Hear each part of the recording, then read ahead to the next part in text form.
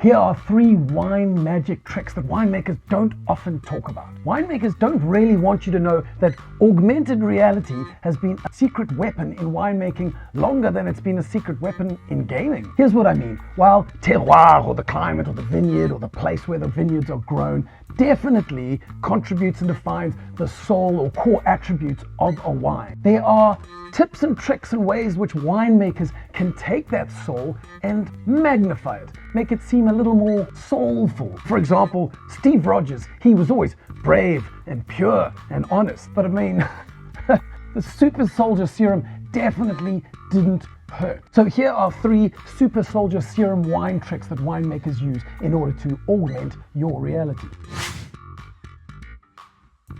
Today we'll just focus on enhancing richness or body or palate weight in a wine. So if a winemaker has a really high acid wine that perhaps feels a little thin on the palate, first of all, they can use malolactic conversion in order to make the wine feel richer. Malolactic conversion takes malic acid and turns it into creamy lactic acid, and so the end result of the wine has less awkward angles and more rounded comfort. It's really win-win. The second super soldier serum winemaking trick is batonnage, or the stirring of the lees as a wine is maturing. For those of you who love fruit cells in your orange juice, this is the equivalent of shake before use, except in winemaking. When a winemaker stirs up the lees or dead yeast cells in a wine, they contribute a kind of fluffy, creamy texture to the palate of the wine, which before might have felt a little thin. The third super soldier serum winemaking trick is delivered to us by very clever wine yeast geeks, because they've crafted yeast strains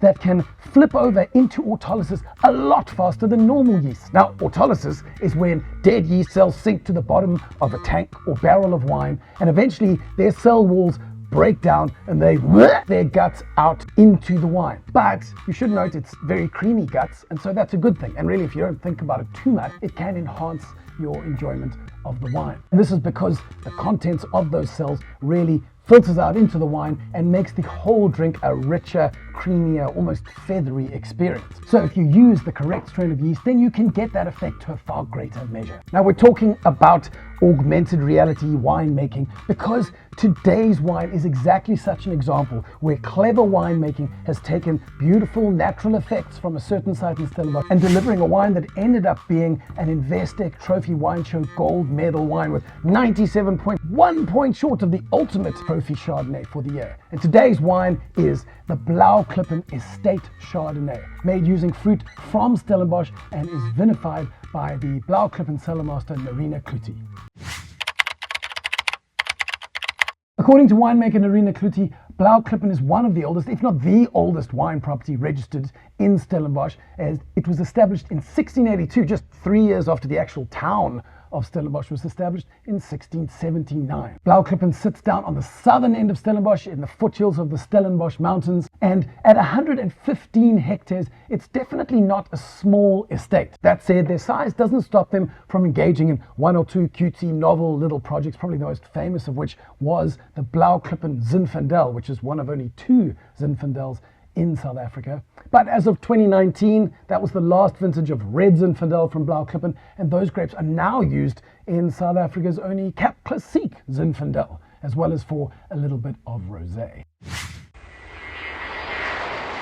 Blaauwklippen cellarmaster Nerina Kluti really is a force to be reckoned with in South African wine for a whole number of reasons. For those of you that value academic credentials, Nerina graduated cum laude for her enology honours degree from the University of Stellenbosch. And for those of you who prefer real-world skills over academic credentials, she is also widely respected for her impeccable palate. And that's why Nerina is on a whole bunch of tasting and judging panels amongst some of South Africa's more reputable competitions, not least of which are the Investec Trophy Wine Show, also the Young Wine Show South Africa, and the South African Top 10 Sauvignon Blanc competition. So let's see if her ability to taste great wine in the cellar translates into an ability to put great wine into the bottle.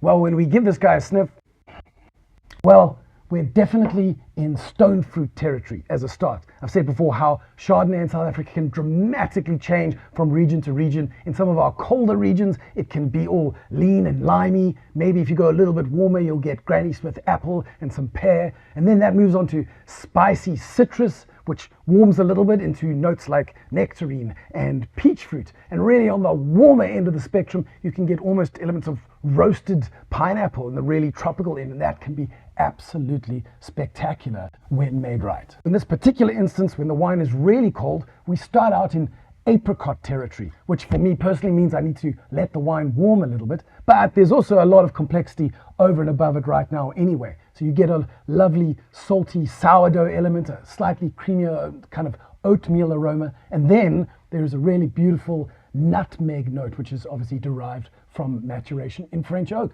So when we give this guy a sip,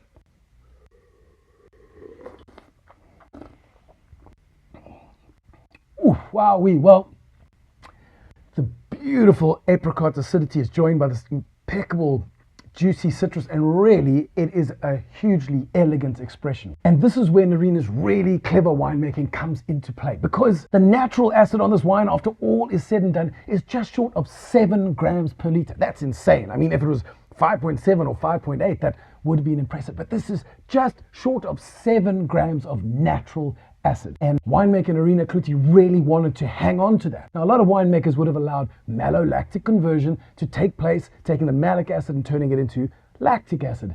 But if she'd done that, she would have lost all that natural acid. So instead of building creaminess through lactic acid, she instead performed a fairly rigorous batonnage regimen. And so she was stirring those lees into the wine, creating cream and texture on the palate, not from creamy lactic acid, but from creamy yeast lees. That effect also explains why on the nose we got those aromas of salty sourdough, and even on the palate you taste that beautiful little saline complication, which is partially from the presence of these elements. Please don't serve this wine too cold, or if you do, give it time to warm in the glass, because as you do, the apricot morphs into peach fruit, and peach and citrus join forces in the most beautiful way. And as I said, the barrel fermentation and maturation means that you also get a lovely little subtle hint of nutmeg from some supremely tasteful use of oak. I mentioned before how Chardonnay in South Africa can change from region to region. So I've left 2 more videos here for you to take a look at what is happening in South African Chardonnay. One of them talks about how you can